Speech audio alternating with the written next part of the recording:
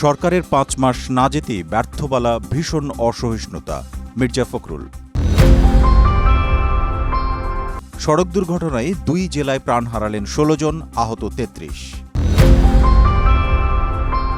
Mask পরে সাবেক শিক্ষামন্ত্রী মহিবুলের বাসায় আগুন। থাইল্যান্ডের স্কুলে গুলি করে ৭ জনকে খুন, এর আগে বাড়িতে দাদা দাদিকে হত্যা। ইনফান্তিনোকে সমর্থন আর্জেন্টিনা ও মেক্সিকোর।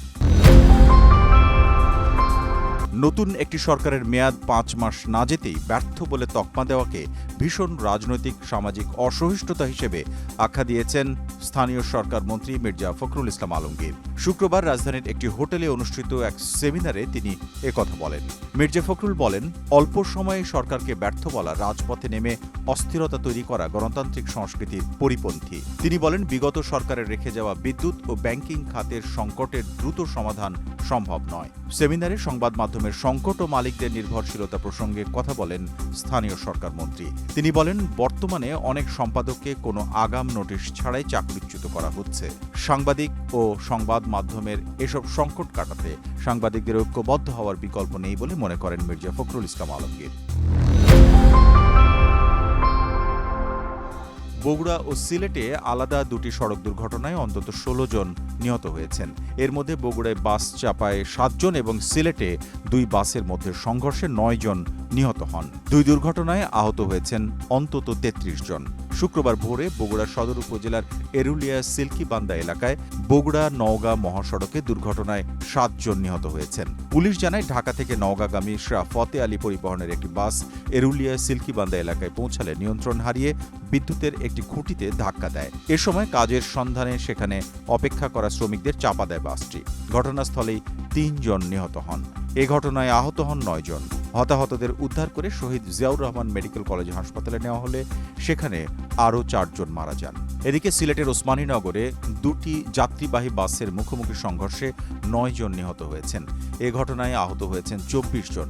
শুক্রবার সকাল ৭:৩০টার দিকে ঢাকা সিলেট মহাসড়কের কাশিকাপন এলাকায় এই দুর্ঘটনা ঘটে। নিহতদের মধ্যে ৪ জনের পরিচয় শনাক্ত করা হয়েছে। বাকি ৫ জনের পরিচয় শনাক্তের চেষ্টা চলছে। জুলাই গণঅভ্যুত্থানে ক্ষমতাচ্যুত আওয়ামী লীগ সরকারের সাবেক শিক্ষামন্ত্রী মহিবুল হাসান চৌধুরীর চট্টগ্রামের বাসায় আগুন দিয়েছে দুর্বৃত্তরা। ৬ আগস্ট দিবাগত রাত ১২টার দিকে এ ঘটনা ঘটে। মহিবুল হাসান চৌধুরী চট্টগ্রাম সিটি কর্পোরেশনের প্রয়াত মেয়র ABM মহিউদ্দিন চৌধুরীর ছেলে। জানা গেছে, ২ বছর ধরে মহিবুল হাসানের বাসায় তার পরিবারের কেউ থাকেন না। পুলিশ জানায়, ৬ থেকে ৭ জন মাস্ক পরা ব্যক্তি রাতে আশপাশের জিনিসপত্র এনে জড়ো করে ভবনটির ২য় তলার বারান্দায় আগুন দেন। এ সময় তারা সেখানে একটি পটকা ফাটান। শব্দ শুনে স্থানীয়রা জড়ো হলে তারা চলে যান। পরে পুলিশ ঘটনাস্থলে এসে স্থানীয়দের সহায়তায় আগুন নিভিয়ে ফেলে। থাইল্যান্ডের একটি স্কুলে এক শিক্ষার্থীর গুলিতে শিক্ষকসহ ৭ জন নিহত হয়েছেন। এ ঘটনায় আহত হয়েছেন ১৫ জন। পরে ওই শিক্ষার্থী আত্মহত্যা করেছে বলে জানিয়েছে পুলিশ। শুক্রবার দেশটির রাজধানী ব্যাংককের উত্তরে নন্থাবুরি প্রদেশের ব্যাংকুয়াই জেলার দেবসিরিন নন্থাবুরি স্কুলে এই ঘটনা ঘটে। হামলার আগে ওই শিক্ষার্থী নিজের দাদা দাদিকেও গুলি করে হত্যা করেছে বলে জানিয়েছে পুলিশ।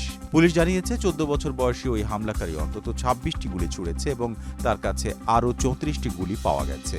হামলায় ব্যবহৃত আগ্নেয়াস্ত্রটি তার দাদার ছিল।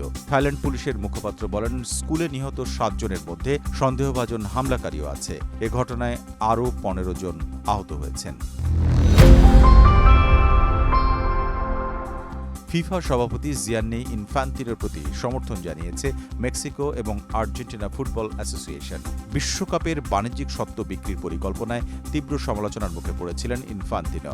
তাকে সরানোর যে কোনো উদ্যোগের বিপক্ষে অবস্থান নিয়েছে আর্জেন্টিনা এবং মেক্সিকোর ফুটবল ফেডারেশন। ২০২৬ বিশ্বকাপের অন্যতম আয়োজক মেক্সিকো ফুটবল ফেডারেশনের কনক্যাকাফের অবস্থান থেকে সরে এসে ইনফান্তিনোর প্রতি সমর্থন জানিয়েছে। এর আগে কনক্যাকাফ ইনফান্তিনোর নেতৃত্ব নিয়ে ব্যাপক জবাবদিহি দাবি করেছিল। বিবৃতিতে মেক্সিকোর ফুটবল ফেডারেশন জানায়, ফিফার ২১১ সদস্য দেশের ভোট ছাড়া অন্য কোনো প্রক্রিয়াকে তারা স্বীকৃতি দেবে না।